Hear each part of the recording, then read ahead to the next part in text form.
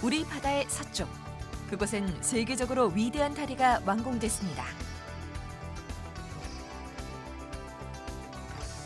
영종도와 송도로 있는 거대한 다리.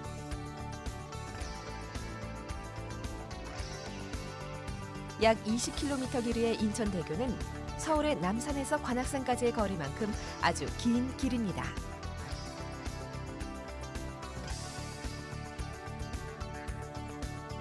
이렇게 긴 다리를 바다 위에 세우는 데에는 어떤 과정을 거칠까요?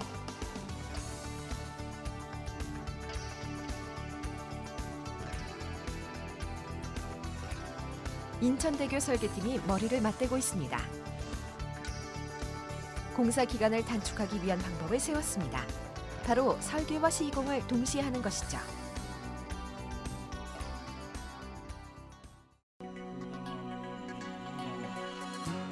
설계를 다 마치고 공사를 시작하는 기존의 건설 방식과 달리 인천대교는 설계와 시공이 동시에 이루어지는 첨단 방식이 적용됩니다.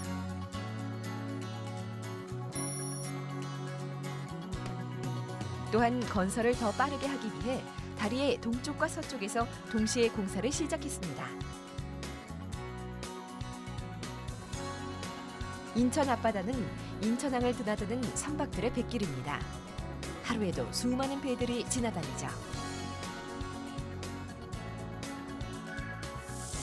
인천대교는 탑과 탑 사이를 800m로 넓혀 선박이 사고 없이 안전하게 지나갈 수 있도록 지어졌습니다. 서해안은 안개가 자주 끼는 데다 바람의 영향도 아주 많습니다. 바람에도 튼튼한 다리를 만들기 위해 공사를 시작하기 전 풍동 실험을 합니다. 인천대교의 모형을 만들고 인공 바람을 일으켜 모의 실험을 하는 것입니다. 이처럼 제대로 된 풍동 실험을 하지 않으면 어떤 일이 벌어질까요?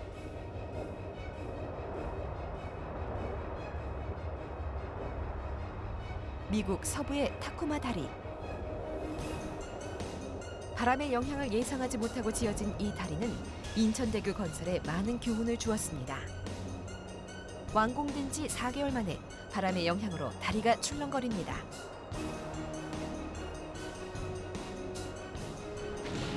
강한 바람에 다리가 흔들린 지 2시간. 결국 타코마 다리는 무너지고 말았습니다. 그 당시 다리를 설계를 할 때 공명에 의해서 다리가 붕괴될 수 있다는 것을 생각을 하지 못했습니다. 그때 어떻게 붕괴되었냐 하면은 다리에 있는 어떤 고유한 진동수가 있는데 그 진동수에 해당하는 바람이 특정한 바람이 불어와서 그 다리가 공명을 일으켜서 크게 흔들리게 되었습니다. 그렇게 해서 다리가 무너지게 되었습니다. 오늘날에는 다리를 건설하기 전 풍동 실험을 통해 다리의 진동수를 측정하고 이것을 설계에 반영합니다.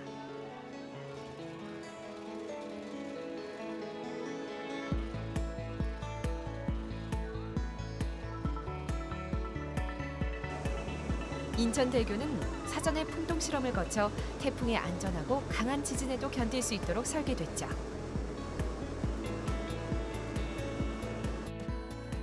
긴 거리의 다리를 이어주기 위해선 다리에 아치를 설치해 주어야 하는데요. 여러 가닥의 케이블이 아치 끝에 연결된 모양을 사장교라고 부릅니다.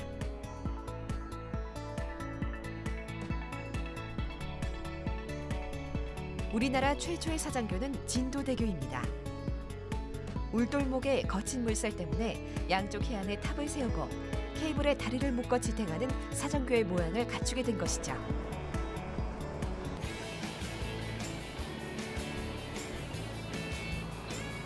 수많은 바퀴가 달린 거대한 이동장치. 바다 위에 떠있는 커다란 크레인. 이런 장비들이 어떻게 다리를 짓는지 그 현장으로 함께 가볼까요?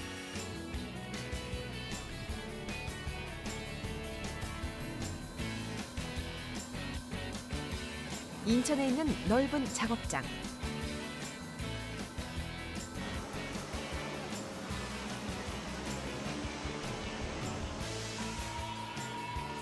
5일이 걸리는 과정을 이틀로 줄이는 기술을 적용하기 위해 이 작업장이 필요하답니다.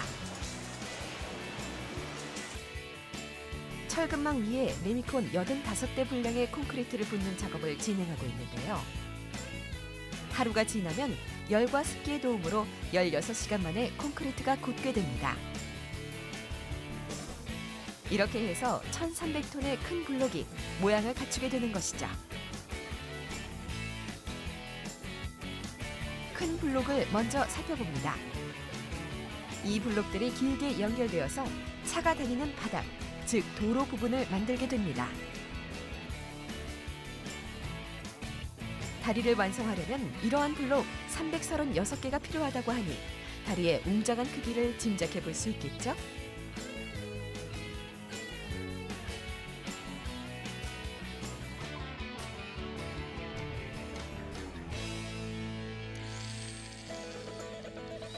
거대한 블록은 이렇게 제자리를 찾아 옮겨지게 되는데요. 이 거대한 블록들 사이의 오차는 단 2mm 안으로 세밀한 작업을 필요로 하죠. 블록의 설치가 완료되면 다음 설치 작업을 위해 기계는 앞으로 이동합니다. 이 커다란 기계는 무엇일까요? 바로 골리앗 크레인입니다.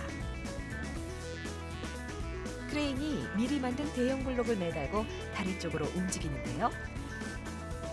1,300톤이 넘는 블록을 기둥 위에 올리는 작업은 무척 조심스럽습니다.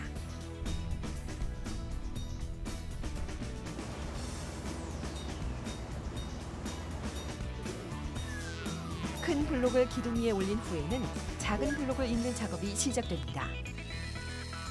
작은 배에 블록을 싣고 이동한 후 큰 블록 위에 있던 크레인으로 이것을 끌어올려 차례로 연결시켜줍니다.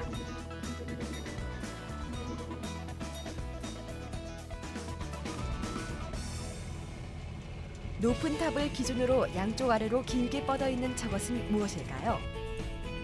인천대교의 핵심, 바로 가늘고 긴 케이블입니다. 케이블은 다리를 잡아주는 역할을 하는 튼튼한 쇠줄을 말하는데요.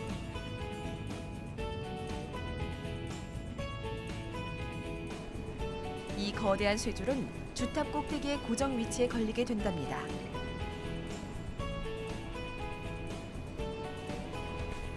길고 무거운 케이블을 끌고 가기 위해서는 힘센 기계의 힘을 빌리기도 하죠.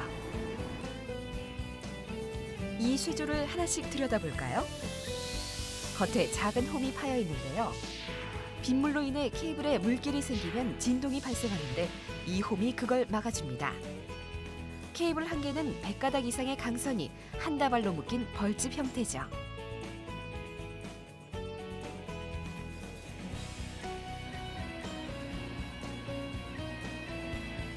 인천대교 건설에서 매우 특별한 아침. 다리에 마지막 블록을 올려 양끝을 잇는 날입니다. 첨단 토목 기술이 모두 모여있는 웅장한 인천대교. 2009년 10월 드디어 인천대교가 완공됐습니다.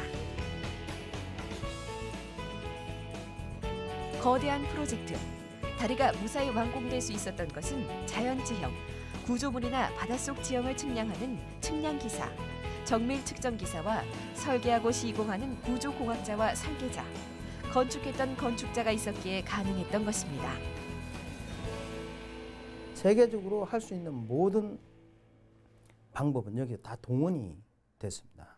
물론 앞으로 장비라든지 좀 더 세밀한 여러 가지가 더 업그레이드 되겠지만도 공법 자체로 보면 앞으로 이 이상의 특별한 방법이 나오지를 잘 않을 것 같습니다.